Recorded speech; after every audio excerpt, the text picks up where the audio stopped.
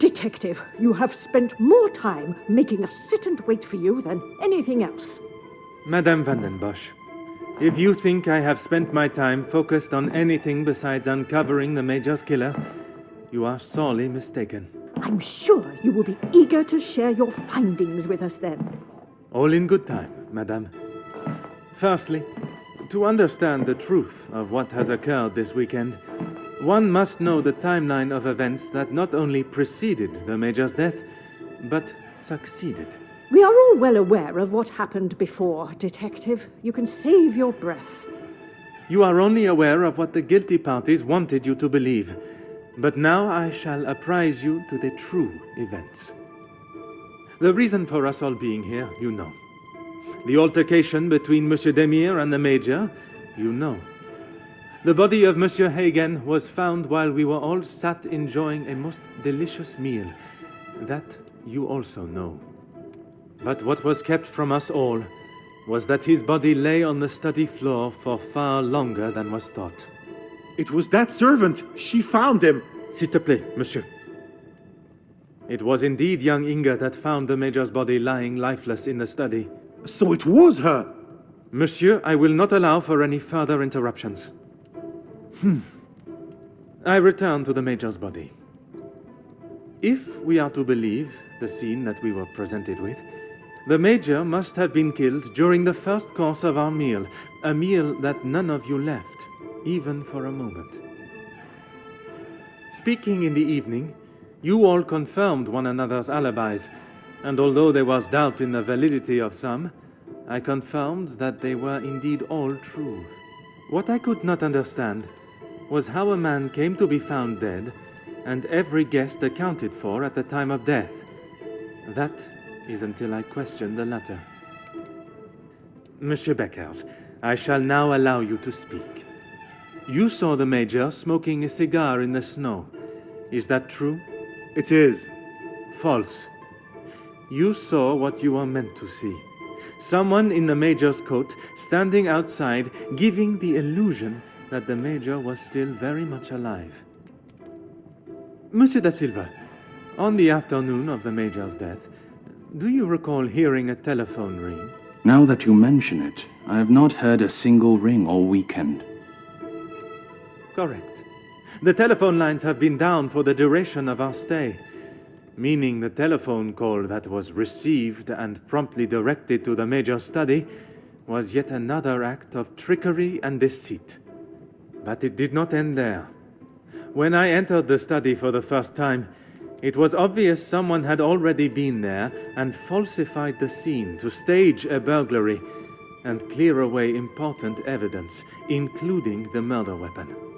What followed was an investigation that had already been hindered. But even those lengths were not enough to derail me for long. I think we have all had enough of your self-praise, Detective. Perhaps you would like to tell us who killed him now? Madame, as I'm sure you would expect, it is not as simple as that. What many of you do not know is the discussion that was had between the Major and Monsieur Beckers earlier that day. What has that got to do with anything? I told you I didn't kill him. That I know to be true. What you do not know is that it was not only his ears that heard your spoken words. I hope you are not implying I had something to do with it. No, madame, there was another. Mademoiselle Elisabeth. You are all aware that the Major was hired by Monsieur de Silva to front the security during the workers' strikes.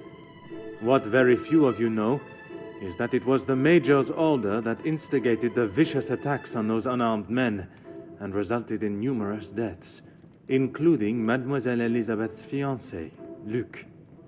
Monsieur Beckers confronted the Major, declaring that he was to hand himself in. That is what Mademoiselle Elisabeth overheard. Now, knowing the truth, she waited until the Major was away from his study. After he stepped outside following the confrontation with Monsieur Demir's fist, it looked to be the perfect opportunity, or so she thought. The Major returned and found her looking for the proof she required to hand him over to the authorities. If the maid bumped him off, why hasn't she been arrested? The events that followed in the study are not those of a cold-blooded murder, but one of a young girl that had no other option but to protect her own life.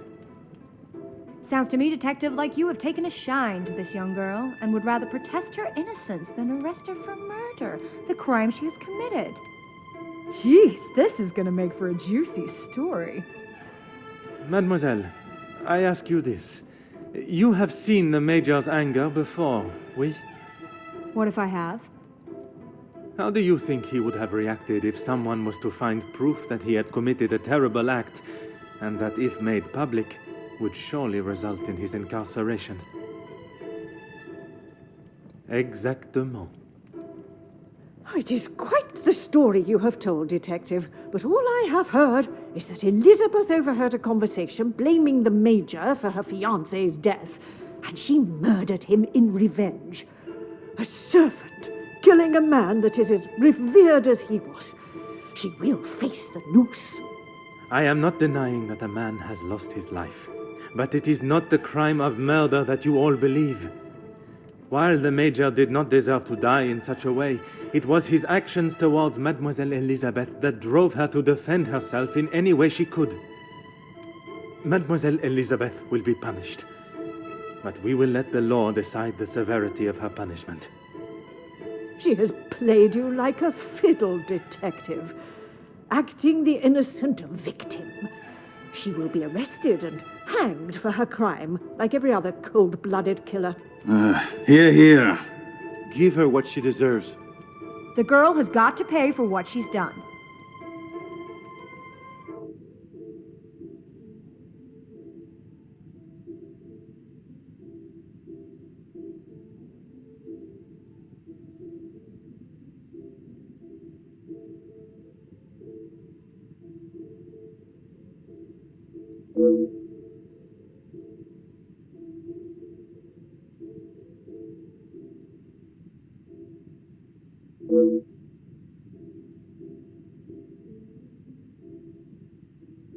Those of you that are calling for the hanging of Mademoiselle Elizabeth, have you forgotten the roles you played?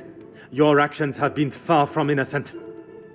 Look, Detective, I see where you are going with this, but it's not going to work. So maybe the strikes were down to De Silva and Beckers. But don't try and drag me into their mistakes. Mademoiselle Conrad, if you are so confident of your innocence, perhaps we should begin with you.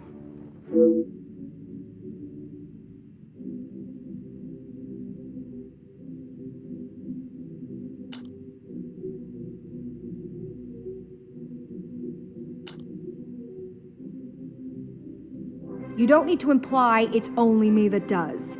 Ask any of my journalists, they'll say the same. Even if in the process people are hurt? You knew the situation surrounding the strikes and only sought to swell the anger in people and create further chaos. Mademoiselle, you so often have something to say. Now is not the time for silence. You really are delusional. Maybe you should just keep your theories and claims to yourself.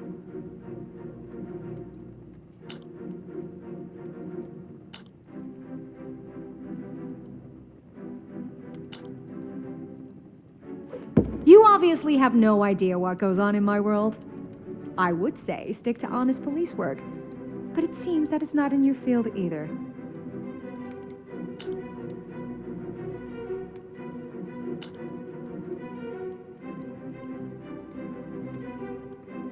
Look, it's... Mademoiselle, I do not have time for your excuses. Do you wish to state your direct involvement, or should I? It's not... Okay, fine. Yes, the story was going nowhere. There was a deal on the table, and it was going to be done and dusted. Everything you said is true. I wanted the story. The scoop that would have blown the others out of the water. I never wanted anyone to get hurt, but I can see what I did wasn't right. I didn't think you had this side in you. I can see now why Angeline asked for you personally. You're not like other cops. It's clear it's the law and doing the right thing through and through with you. If you say it was self-defense, I believe you. We can't just forget what that girl has done. It's not Jackie's fault, or any of ours, that she decided to do what she did. Monsieur Beckers, you are the last person I expected to defend Mademoiselle Conrad. We talked only last night, and correct me if I am wrong, but you have already declared the role you played. To me, at least. Yes, we talked. It's just not fair of you to attack Jackie like that, putting words in her mouth until she succumbs to your plan.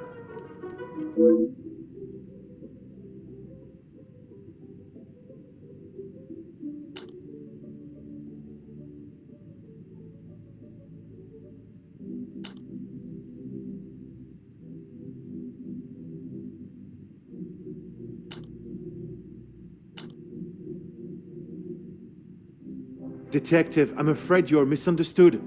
That is not how it was. It was not my intention for things to escalate as they did. I could not have predicted that would happen. Jackie was documenting everything to do with the strikes. She wanted our story to be heard and wanted to know how I was handling the negotiations. And they were handled by yourself? Naturally. If I cannot handle simple negotiations, I am not fit to be in the position I am in.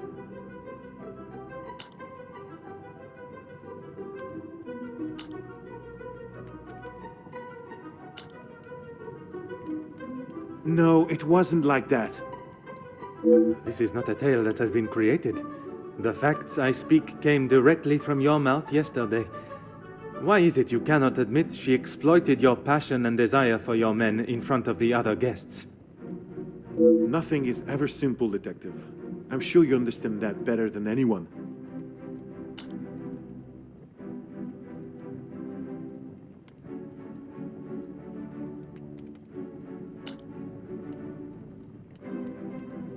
You call yourself a detective, but you're nothing but a bully. You begin with Jackie, and now you seek to fabricate lies about me. You ought to be ashamed of yourself. You may try to discredit my name as much as you want, Detective, but my reputation will survive your pathetic attempts. You see it as an attempt to slander your name. I see it as an offer for you to be honest with not only us, but yourself. Word it however you want, Detective. I have seen straight through it, and I will not allow you to continue any further. All I wanted was the truth, Monsieur Beckers. The blame cannot solely lie upon you, especially... I hope you're not implying it was my fault, Detective. I am implying nothing. I am merely laying out the facts. You do not believe it was your hand that forced these men to strike in the first place? This is outrageous! Do you plan on blaming everyone for doing their jobs? I suppose it makes you feel better about yourself, doesn't it?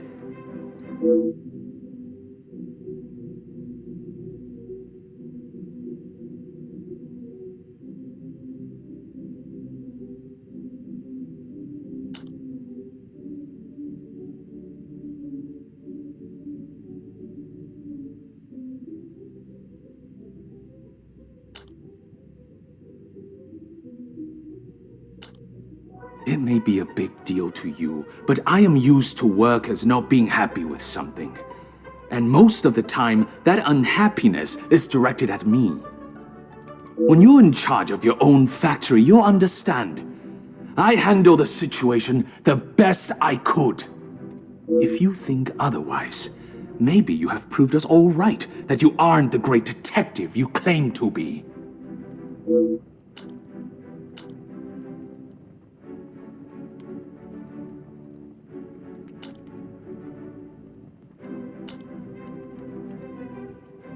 You said it, anonymous. I don't know them, and it doesn't sound like they know me. When you have something people want, money, they will do anything. including constructing lies to get their hands on it. Monsieur da Silva, you seem to have forgotten our previous conversations. I recall them just fine, thank you. A police officer trying to manipulate facts to fit his own agenda. Shocking.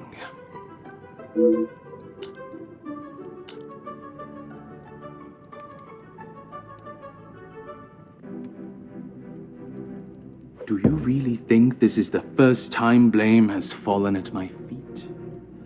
Although I don't think I've seen someone try so hard before to even convince themselves of what they are saying.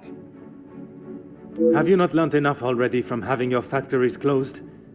If you have any hope to return to normality, you must admit your faults and accept the repercussions. I may have been a little harsh with my staff. I only wanted to prepare them for the realities of this world.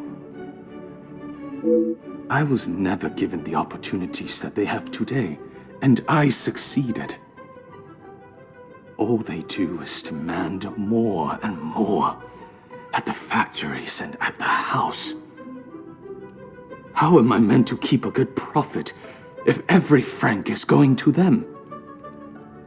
I offered what I could. I was willing to meet in the middle.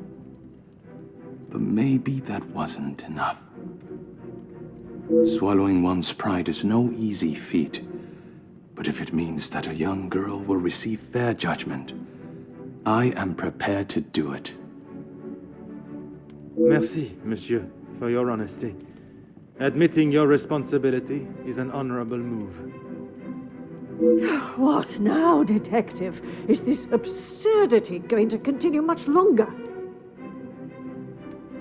Even after all your attempts, Detective, Felix was still murdered.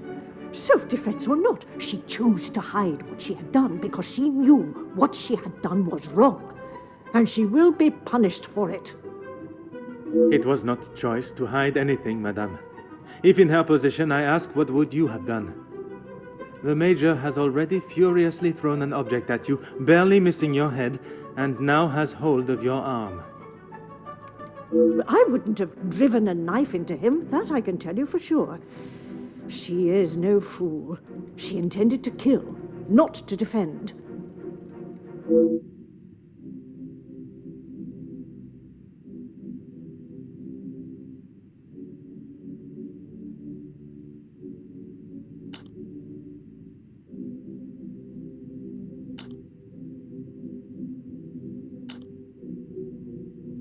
Quite presumptuous of you to assume violence is in his nature. Putting my own feelings towards the Major aside, he was not an honorable man, at least at some time in his life. He must have been for you to allow him in your house for so many years.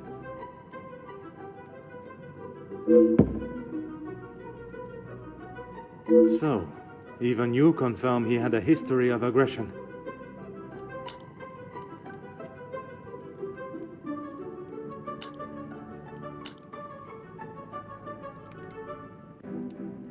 I'm sure that is none of my business. Likewise, it is none of yours. The Major shot and killed a number of unarmed prisoners as they were bound and terrified, posing no threat. His actions are unforgivable and should not be defended by anyone. You judge him so harshly, but I return the question. What would you have done in his position? He had made mistakes. I will not deny that. In those moments when a decision had to be made, it fell to him, and he did what he saw fit.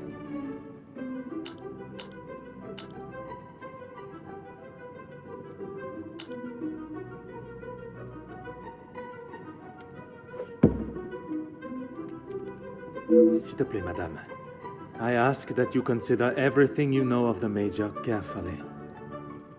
He was not always like that. The man that I called a friend would never have done what he has. I cannot allow another innocent person to be punished for his vicious and barbarous behavior. You have seen the Major act in a similar manner as I described before, haven't you? What was the outcome then?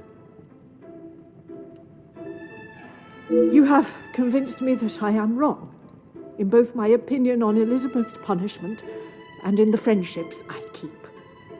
Is that not enough for you? Not when a potential crime has been committed, and I fear an innocent party may have been punished for it. He was just a boy. I told him to stop, but he was like a wild animal. The confrontation with Mademoiselle Elizabeth was not the first time he has come close to killing another. It was following the officers' ball. A young man, no older than 16, stopped us on the street, begging for some change. Felix pushed him away, but he was persistent. He only wanted a few coins. Like a flash, Felix snapped and wouldn't let go of him. He would not stop punching him. I have never seen anything so brutal.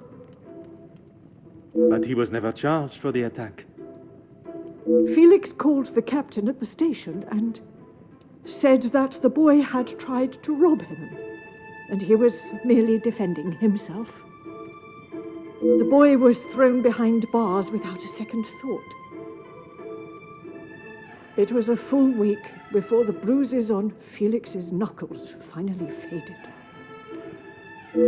And even after witnessing such a brutal assault, you still support him. You still believe that he had not attacked Elizabeth. The days following, he showed no signs of remorse, no apology to him or to me. I blamed it on the amount he had had to drink. But when you began talking about him finding Elizabeth in his study, I somehow knew it had happened again. Had you been open about the Major's temper, this could all have been avoided. When you tell the court the truth, Mademoiselle Elizabeth's self-defense plea cannot be ignored. Just when I thought I could not see a more spineless move. Excuse me? You allowed a bully and thug to remain in your house and endanger your family. I'm sorry, Margot, but I am struggling to understand why you have involved yourself in this affair. I'm surprised you can hear me way up there on that high horse of yours. How dare you speak to me in that way? Who I decide to keep in my house is my decision and no one else's. I can see that. Murderers, thieves, and extortionists are all acceptable, it seems. Countess, I have talked at length of the Major's death, but not the reason for my invitation in the first place. When I last gathered you all together, I spoke of a blackmail ring that was rife in the area, and then of the letter that the Major had received. Mademoiselle Angeline requested my help personally after she received such a letter threatening her family name. She felt I was the only one that could uncover the truth. And uncover the truth I have. Get on with it, detective. Who dared try and extort my family and then have the gall to allow me to welcome them into my home?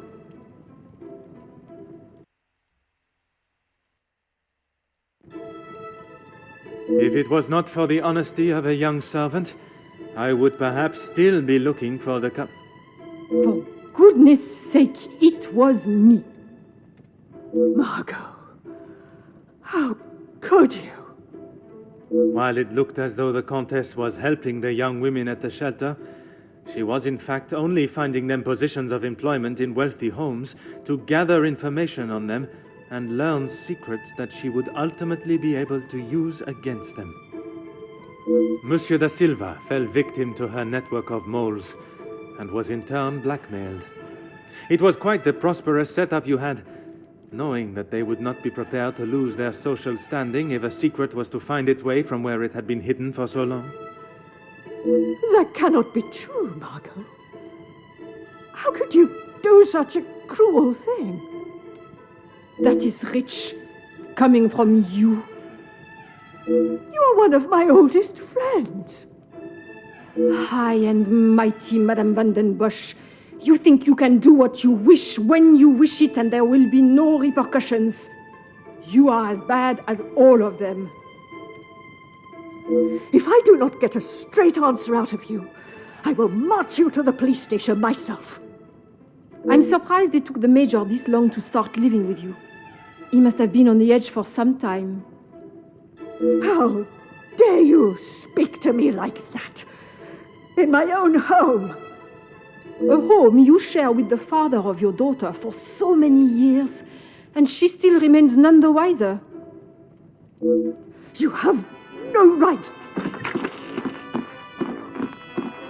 Maman, Angeline? Have you heard what she has admitted to?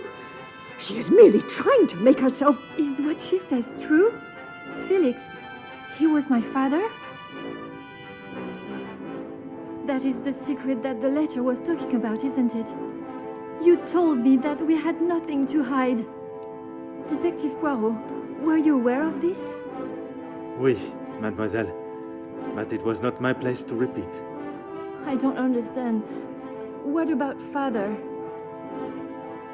your maman betrayed the love of a good, honest man and played away behind his back and then kept it hidden for all these years like a lady of the night with her client list.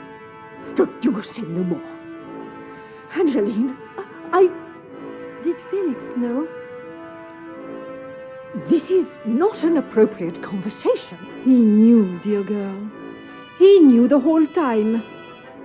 It is only dear Edwin that was blind to their deceit. You will not talk of him like that. You will not talk of him at all. If I don't, who will? You never deserved him. You don't even deserve the memory of him. Comtesse, there is something that you still have not explained. What more is there for her to say? How long were you in love with the Viscount for? Margot? Is that true? We were destined to be together. And then you turned up. And I was all but forgotten about. But you were nothing more than friends. And you made sure of that, didn't you?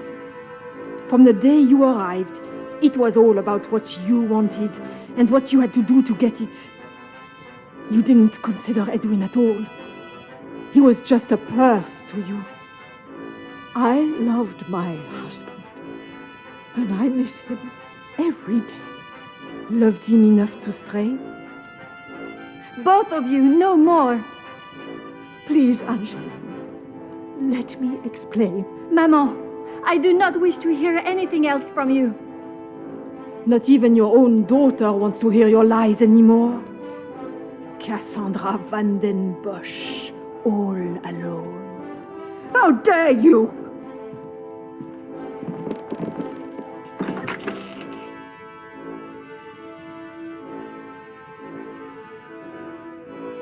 While I feel a sense of satisfaction and pride in solving both cases, there is still a part of me that is reluctant to revel in triumph. I am content with the unmasking of Comtesse de Vos as the blackmailer, and knowing that she will pay for her crimes. But it is the justice for Mademoiselle Elizabeth that worries me. She will stand in a court of law, and I can only hope that they can see she acted in self-defense. I must trust that our legal system and justice will prevail, and a fair sentencing will be given. In protecting her own life, she took the life of another. Perhaps the guilt she must live with is a greater punishment than any sentence she can receive.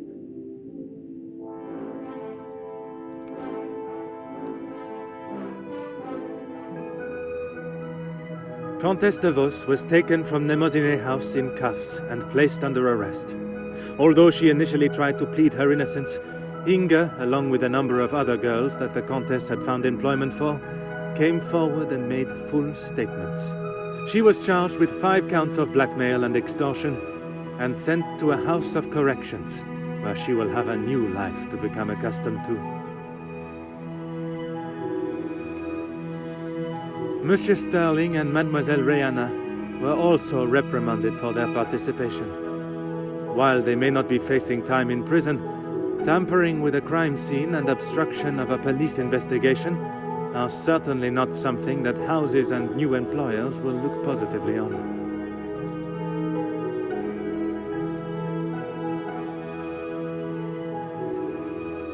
Mademoiselle Angeline finally became Madame Demire, and together they took up residence in England, where Monsieur Demire continues to support and fight for fairness and equality in London. I am happy to say that we have remained in contact, and Madame Demire has become a regular correspondent of mine, and the latest joyous news is that they are expecting a child of their own.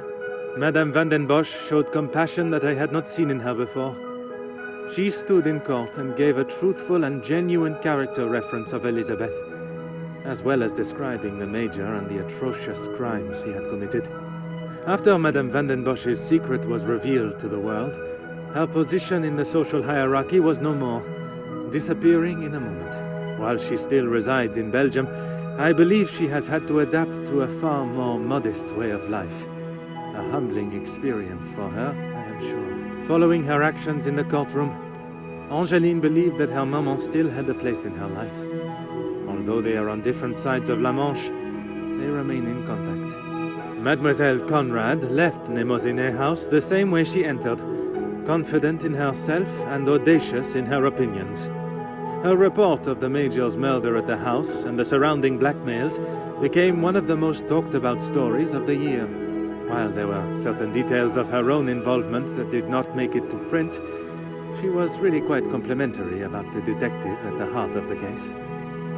Monsieur de Silva tried to continue in his position as factory owner and business entrepreneur, but after his accounts and business dealings were investigated following the details of his blackmail being made public in Mademoiselle Conrad's article, his illustrious business empire began to crumble and is now facing an international corporate investigation. Monsieur Beckers stepped down from his position as union leader, accepting that he was no longer fit to represent the workforce that, in his words, he had let down on a scale of unmeasurable proportion. Although he is no longer the voice of the workers, he continues to support them from behind the scenes.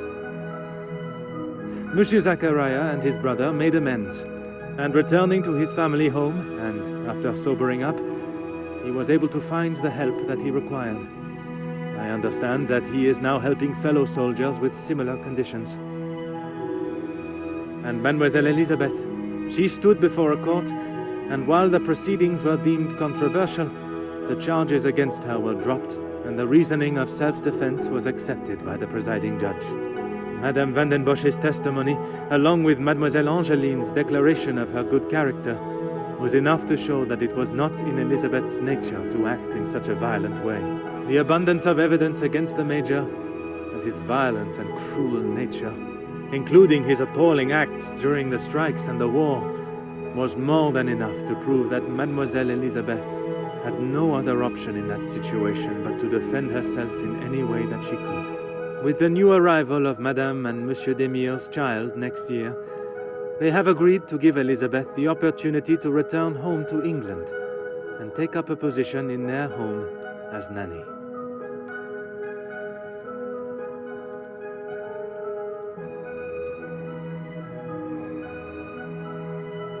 The death of Elizabeth's beloved Luc has been at the center of everything. Had those in positions to help not acted with only themselves in mind, perhaps he would still be alive today, and the Major would have paid the price for his own crimes in the eyes of the law, not at the blade of a knife.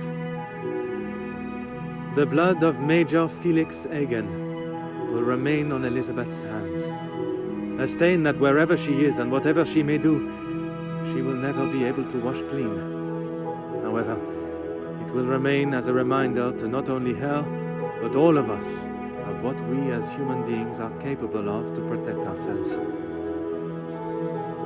We all have something that may be considered shameful or sinful, and it is how we deal with it that shows our true character. Those involved in the riots, the workers' deaths, and the Major's killing believed themselves to be untouchable. Whether it was from their social standing or their confidence in themselves, They learned that everyone is accountable for their actions. There is no exemption because of the suit you wear or the money in your bank account. There is no price to a man's life. It cannot be bought or traded or discarded.